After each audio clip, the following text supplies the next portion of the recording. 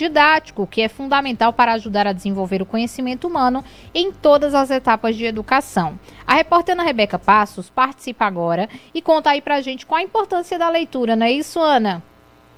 Oi, Laís, bom dia para você, bom dia a todos que nos acompanham no Manhã Cidade. Pois é, não é? Sem leitura a gente não tem avanço na vida, né? A gente conhece pessoas que não tiveram a oportunidade, né, de aprender a ler, né, de poder folhear um livro e identificar ali ideias, valores, culturas, né, grandes histórias, né, participar por meio da leitura de aventuras, de viajar o mundo. Então, assim, essa oportunidade de você aprender a ler por meio de um livro didático é muito importante, né, na formação de qualquer pessoa. E quem não teve esse tipo de oportunidade por diversas situações na vida, hoje tenta correr atrás, né, do tempo, mas sabe o quanto perdeu, não é, para conquistar um emprego melhor, não é, uma renda melhor, conhecer novas pessoas, que é por meio da conversa, do diálogo, mas a leitura contribui bastante para isso, né? E até para você ter novas palavras, saber dialogar,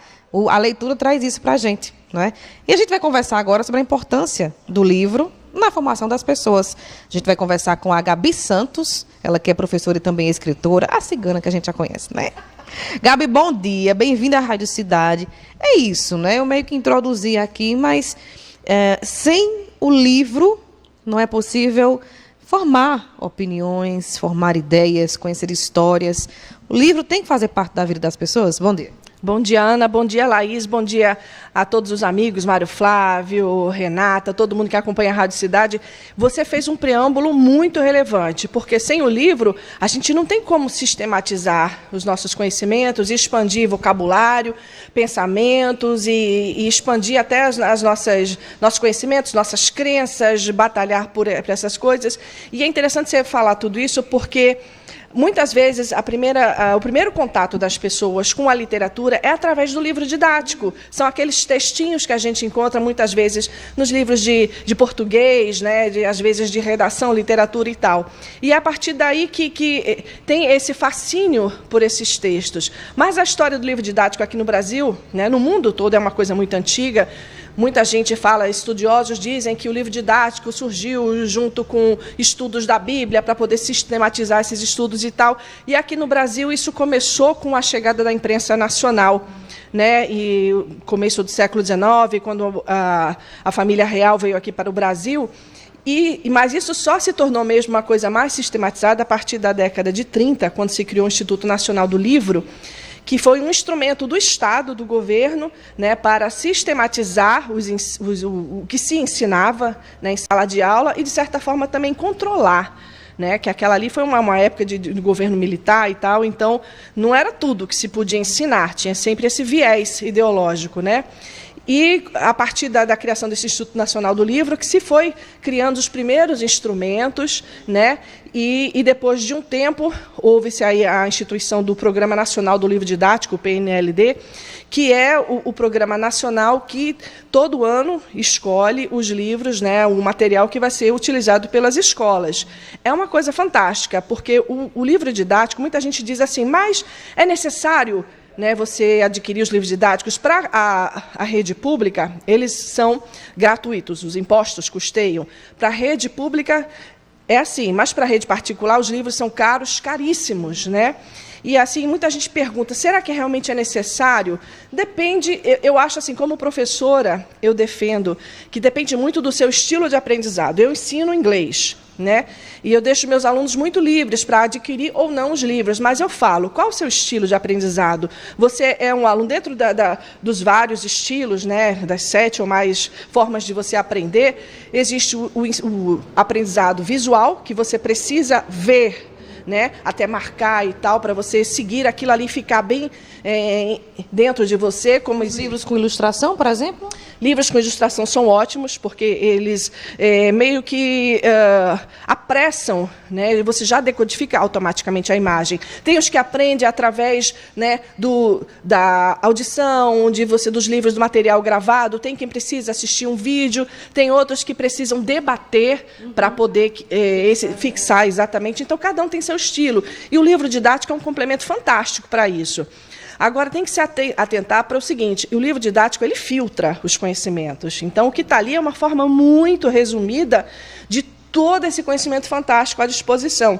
Então, o interessante é você não se limitar ao livro didático, você partir dali, usar como, né, o início da sua caminhada e buscar outros conhecimentos que hoje, com a internet e as bibliotecas, a gente tem de montão. As bibliotecas, tadinhas, um pouco esquecidas, porque as pessoas têm preguiça de pegar um livro, de ir pegar um livro, muitas vezes não tem o hábito ou não tem o tempo para se deslocar até uma biblioteca, mas vai online. A internet meio que tirou esse hábito de ir, porque a gente, pelo menos eu não sei, com certeza você, né? Mas na minha época a gente tinha que ir até a biblioteca para poder entender melhor aquela disciplina.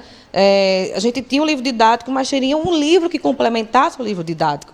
E hoje, com o advento da internet, vocês têm os e-books, né? Os Kindles, né? Assim que chama, eu não tenho esse negócio, esse aparelho eletrônico aí, que você baixa ali diversos livros de forma gratuita.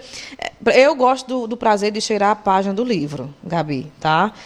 Mas para a modernidade, né, para o público de hoje, também vale a pena se apropriar da internet, mas perder um pouquinho do ir comprar um livro, escolher ali um título e até se aproveitar dos livros didáticos? Ana, eu sou bem como você, eu sou assim, retrô, digamos assim, não é antiga não, é retrô, tá? Clássica. Então, para mim, é importantíssimo, porque eu sou uma aprendedora, digamos, uma estudante visual, eu preciso ter a referência visual ali, e o livro, para mim, é como se fosse um momento de encantamento mágico, eu estou ali com aquela coisa e estou viajando, estou aprendendo. No nosso tempo, no meu mais, que eu sou mais antiguinha que você, a referência da gente era as enciclopédias. Quem que não lembra os vendedores de enciclopédia? Tem coleção em casa ainda. Eu também tenho a Barça, tantas outras, o Conhecer, que a gente fazia por fascículos nas bancas. Muita gente que está me ouvindo deve lembrar disso, né? Se você for honesto consigo mesmo. André Santiago. André, eu não sei, que era mais novinho, mas, não sei, talvez seu Cício se lembre dessa época, né? Então, a gente formava o nosso reservatório de aprendizado, de conhecimentos, a partir dali. Então, você tinha que ir, grandes personalidades da história, você tinha que ir, ou em casa, se você tivesse condições para ter esses livros, ou numa biblioteca, fazer a sua pesquisa lá. E hoje não, hoje você vai na internet, joga no Google e você vê ali. Agora, a questão é o seguinte, como confiar? Como saber se aquelas fontes elas estão lhe passando conhecimentos reais? E hoje, ainda mais que a gente tem o chamado ChatGPT, que eu acho uma ferramenta fantástica, porém com 1000 ressalvas, porque você tem que ter o critério de analisar, cruzar as informações. Por exemplo, eu estava buscando, que eu não consegui encontrar em canto nenhum, como é que se originou esse Dia Nacional do Livro Didático. Eu sei apenas que a data se refere a 1929, no movimento da criação do Instituto Nacional do Livro. Mas cadê o decreto que deu origem? Porque toda data, né, ela tem que ter um decreto, tem que ter alguma coisa que, né, a oficialize, e não achei. Aí achei uma referência, eu perguntei ao ChatGPT, eu disse, velho, me diz aí, quando é que nasceu? Como é que surgiu isso? Ele disse, é devido ao nascimento do professor Anísio Teixeira. Eu digo, Anísio Teixeira, para quem não sabe, uma das grandes personalidades, é considerado o pai da escola pública. Pesquisa aí que você vai se encantar com este baiano, que ele defendia, junto com uma escola de outros intelectuais, do princípio da escola nova, a questão do acesso universal ao ensino, o acesso universal e democrático ao ensino para todos. Né? Mas muita gente não quer isso, porque quando você começa a aprender, você começa a questionar, e para uma estrutura que já está cristalizada, questionar nem sempre é bom, né? Porque enseja mudanças que às vezes não são bem-vindas. Mas voltando aqui. Então, ele me deu essa referência, nascimento do professor Anísio Teixeira. Mas o professor Anísio Teixeira não nasceu em 1929. E aí, como é que fica? Se eu não tivesse esse critério, já de jornalista, de buscar isso, eu tinha caído nessa esparrela. E assim são muitas pessoas que vão lá no ChatGPT rapidinho. Me diz aí, o que é que você sabe sobre, eu não sei, a Batalha dos Canudos? E aí ele vai colocar lá, se você não tem esse critério, você repassa uma inverdade.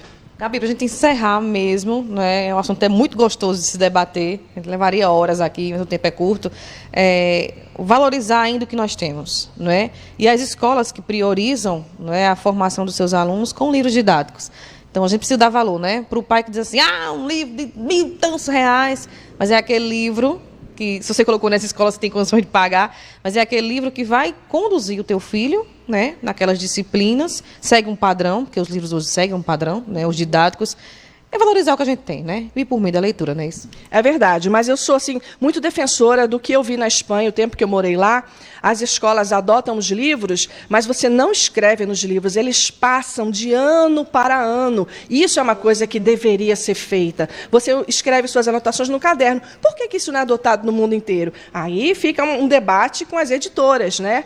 Então tem que ser visto. Eu sou autora de livros didáticos, né? Eu tenho um sobre contação de histórias, como contar histórias e algumas histórias para contar, e agora eu estou finalizando como você usar a contação de histórias, as histórias em sala de aula. E assim, é uma dificuldade, mas o livro didático, para mim, ainda é uma ferramenta muito importante no aprendizado. Muito bem. Bate-papo é gostoso, viu, Laís? Mas eu preciso encerrar, né? A Gabi Santos, escritora, professora, jornalista, cigana, contadora de histórias. Se eu for colocar o currículo de Gabi aqui, acabou Manhã Cidade. É isso. Valorizem, né, a importância da leitura, do livro didático, do estudo, do professor, com certeza, que está ali se dedicando para passar, né, conhecimento e formar um cidadão de bem. É assim. Laís? E essa história, viu, Ana, de que livro fica velho, livro didático fica, não. A gente só vai acrescentando outras informações para ele, mas sempre está valendo. E é isso, gente. Educação é tudo